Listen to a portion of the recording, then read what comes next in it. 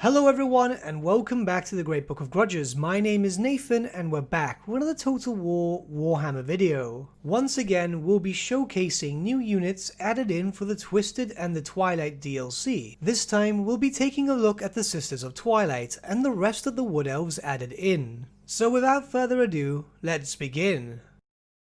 Of course we'll have to begin with the Sisters of Twilight themselves. Two legendary characters as one legendary lord. You will notice I'm showing them off mounted on a great eagle, Gwyndalor, and that's because these characters can only be mounted, so you can either have them on Gwyndalor as on screen right now, or with Seyfin Har, the green dragon which also protects them. The sisters themselves have great stats for both melee and ranged combat. It's more dependent on what mount you've decided to pick, which will more or less dictate how you'll be able to use them on the battlefield. Gwyndalor for fast moving ranged attacks and picking out any enemies that may be straggling, whilst the dragon will be used for frontline assaults. The characters are incredibly versatile, so it would more depend on how you want to use them yourself. With multi-shot ammunition, Forest Stalker, armor-piercing missiles and very fast when mounted on Gwyndalor, swapping out the very fast for poison attacks when with Seyfin Har.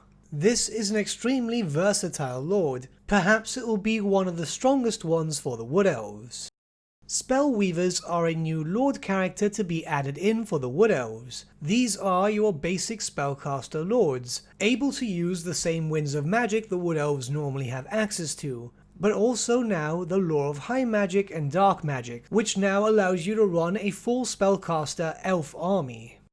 Ariel is the legendary lord for the Wood Elves. Before anything, in cases of older lore she was always referred to as Ariel, but it seems like Creative Assembly and Games Workshop have changed that. It's not a problem, but I just want to avoid any confusion where in my previous videos I've referred to her as Ariel, where from now on we'll be calling her Ariel. She is a spellcaster legendary hero with a mix of different lores of magic, with her own personal magic missile, an explosion in the form of the Acorn of the Oak of Ages, and her own heal spell. Now it's also important to note that she will increase the physical resistance of elves, and if you can place her in the same army as her husband, both of them will get some benefits. You can have them fighting together as husband and wife.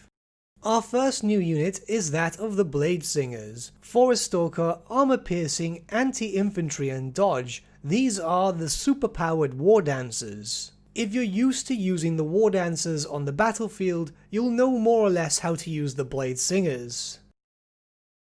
Next we have Glade Riders with spears. Glade Riders for the Wood Elves have been a unit for a while now, but now we have a new variant with spears and shield. These will now act as a cheap form of cavalry, those that you don't mind sending to be war machine hunters and risk losing them. It's a welcome addition to the roster, as the other cavalry is fairly more expensive, and sometimes you don't want to risk something which costs a decent amount of money just for it to be destroyed.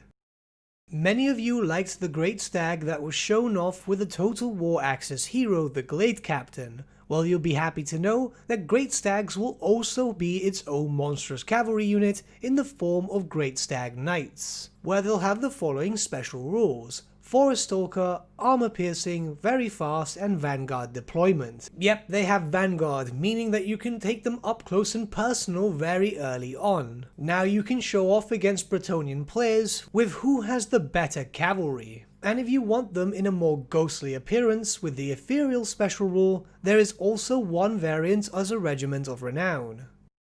We're on the last units for the Wood Elves now, the Zoats, monstrous beasts, spellcasters with a lore of life. Just 2 spells, but bound spells nonetheless, so you won't be spending any winds of magic. They're also armor piercing, forest stalkers, and anti-large. Use this as you would do with your dragon ogres. They'll fight almost exactly the same way, barring now that you'll also have access to some buffs and healing spells too. There is also a Regiment of Renown version, so you will have access to an even stronger variant.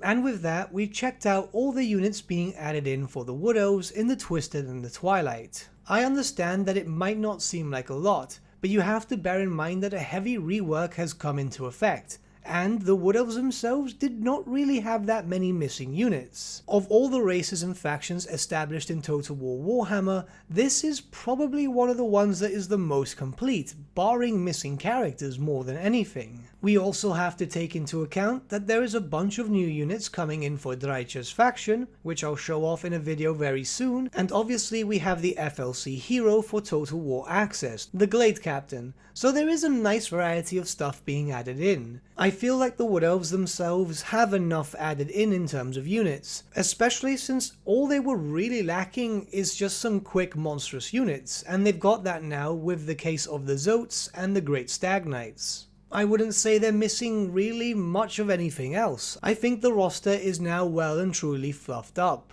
It's a tad sad in my opinion that Ariel is a legendary hero. I would have introduced a character so prolific as a legendary lord, and possibly had Ariel as another legendary hero? But that's probably asking for too much. It's probably best to say now that we'll never see Dave or Ariel implemented as characters. Ariel because it makes no sense for a hero to be protecting another hero, and Dave because he's been introduced in the Forge of Dave mechanic. And I think it's also safe to assume that with this DLC, we might have seen the last of any potential new Wood Elf content. However, it does make sense. It does feel like the Wood Elves are pretty much close to completion in terms of roster. But what do you guys think about the new Wood Elf units added in through the Twisted and the Twilight DLC? Is there anything you feel is missing? Let me know your thoughts in the comments below, and let's start a bit of a discussion. But with that, my friends, we've come to the end of our video. Thank you so much for watching. If you did enjoy the video, might I suggest giving the video a like, or even subscribing to the channel, as it really does help us out.